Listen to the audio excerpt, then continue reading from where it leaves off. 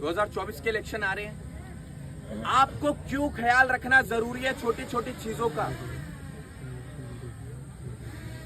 प्रशासन ने आपको मंजूरी नहीं दी, इसकी कमी पता है कहाँ रही? वो एकदम सही बात थी कि आपके पास बड़ा नेतृत्व नहीं था, कोई बड़ा आदमी आवाज पहुंचाने वाला नहीं था। या तो आप नहीं पहुंचे अपनी मड़क में कि हम करेंगे, बस हम युवा मिलके करेंगे। अरे 20-22 साल के लड़कों से क्रांति नहीं आएगी।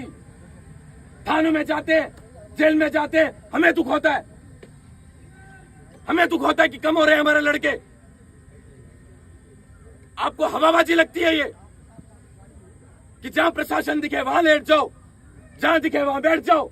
इतनी धाराएं आप पे लग रही है, क्या फायदा इन धाराओं का? हमारे साथ घूमो, एक धारा ऐसी लगवाऊंगा पूरी जिंदगी नहीं निकल पाओगे जेल से। एक धारा लगवाऊंगा बस। धाराएं होती हैं, ये डिटेन होता है, ये डिटेन होता है।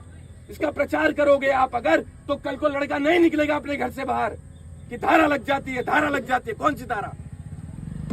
ये लड़ाई तो शुरू हुई नहीं है अभी तक, अभी तक लड़ाई शुरू नहीं हुई है। और लड़ाई शुरू करने से पहले आप खत्म कर देंगे कि जेल का रास्ता देखना पड़ता है, थानों में बैठना पड़ता है, अदालतों में घूमना पड़ता है, कचहरियों के चक्कर काटने पड़ते हैं। 70 बात अगर इन युवाओं को बताओगे, ये घर से बाहर कैसे निकल जाएगा? कैसे निकल जाएगा ये घर से बाहर? मैं आपको गलत नहीं कह रहा हूँ, आपको समझना पड़ेगा कि प्लान ए के साथ प्लान बी होना बहुत जरूरी है। लेकिन कोई कोऑपरेट ही नहीं कर रहा था। समस्या ये भी थी हमारे पास, वो कमजोरी रही आपके नेटवर्क की, आपके सिस्टम की। बात हम मुकदमे के लिए नहीं डर रहे थे, ना हम जेल जाने के लिए डर रहे थे, लेकिन हमारी वजह से कोई दूसरा आता। क्यों जाओगे जेल? कांच का काम कौन देखता? कौन देखता? वो कौन देखता? वो कोई नहीं देखता, वो हमारा व्यक्तिगत। देखिए, आपकी परेशानी देखना भी समाज का अगर नेतृत्व करने के लिए घूम रहे हैं तो ये हमारी जिम्मेदारी है कि आपका काम भी बंद ना हो, क्योंकि हमारे बंद हैं, हमारे बंद हैं। और हमें पता है कि आपके भी अगर बंद हो गए तो कल को दूसरा लड़का ये आने से डरेगा कि हमारे भी काम बंद हो जाएंगे, घर से मत निकलो। आप समझ नहीं लो किस किस दिशा में सोचना पड़ता है, क्या क्या चीजें दिमाग में रखकर घर से बाहर निकलना पड़ता है। बहुत बारीकी से चीजें सोचनी पड़ती हैं। राजनीति करना आसान है, समाज चलाना बहुत मुश्किल है। तो आप अपना ख्याल रखें। मैं आपको गलत नहीं कह रहा हूं, मैं आपके सामने इसलिए इतना चिल्ला रहा हूं क्योंकि कल को इसी भीड़ में से अगर कोई नहीं आएगा तो गगन यादव आपके लिए पहुंचेगा, थाने में भी और कोर्ट में भी, अदालत। तो अगर मैं पहुंचूंगा तो ये मेरी जिम्मेदारी है उससे पहले आपको समझाने की। मैं क्यों आपको कहूं कि बंदूक उठाओ और मारो गोली? बाद में कौन देखेगा? मुझे पता है कोई नहीं देखने वाला, हमें पता है, समाज हमने बखूबी देखा है, हमें पता है। बाद में साहब आपके साथ हुआ, किसी ने देखा? आपने सही बात कही, कोई नहीं आएगा देखने के लिए, आपको खुद ही देखना है। और फिर बात क्या आएगी घूम के? गगन यादव बन रहा था नेता, कहाँ है भाई? गगन को बुलाओ, आएगी ना बात? बिल्कुल आएगी भैया। अब गगन अगर 4 लोगों के सामने हाथ फैलाए कि मेरे भाई जेल में बंद है, फंडिंग का अरेंजमेंट कर दो, जेल से निकालना है, उनका केस देखना है, 10-12 लड़के बंद है, गगन यादव चंदा ले रहा है। आप समझ नहीं रहे हो कि चीजें कैसे चलानी पड़ रही हैं। मैं अपने खर्चे के लिए नहीं घूम रहा हूं समाज के बीच, खर्चा गिनवाऊं?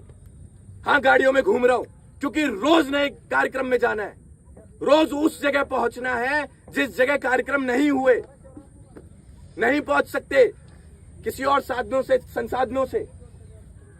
रोज जाना है, टीम को देखना है। कितने कमाते हो आप? मैं समाज के बीच रखूंगा ना ये बात। 1.5 लाख रुपए महीने का तेल फूकता है गाड़ी में, 3 लाख रुपए का महीने का खर्चा। मांगू आप लोगों से कि 100-100 रुपए हर महीने दो? अगर इतना भी कह दिया मैंने 100-100 रुपए हर महीने दो, तो यहीं से इतने लोग मौजूद नहीं है जिससे 100 गुना 1000 गुना ज्यादा बाहर जाके ये कहेंगे कि गगन समाज से पैसे लेने के लिए, चंदा लेने के लिए ये कार्यक्रम कर रहा है।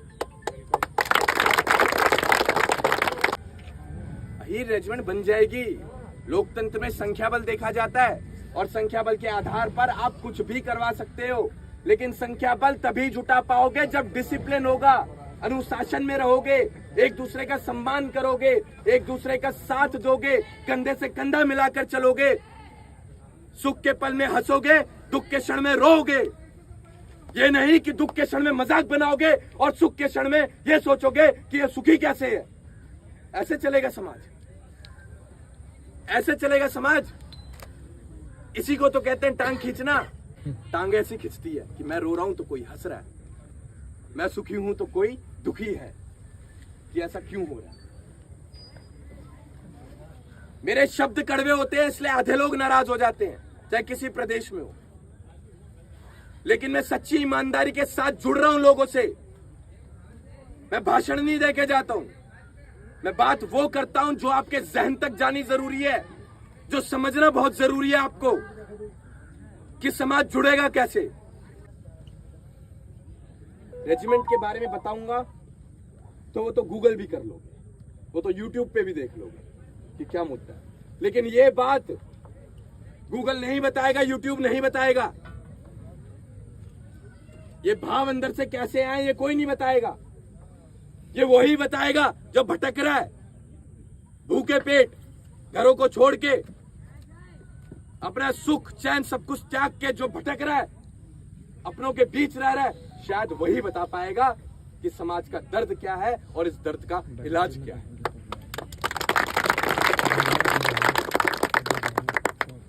मिलकर चलो, बहुत बड़ी लड़ाइयां लड़नी है, अभी शुरुआत है।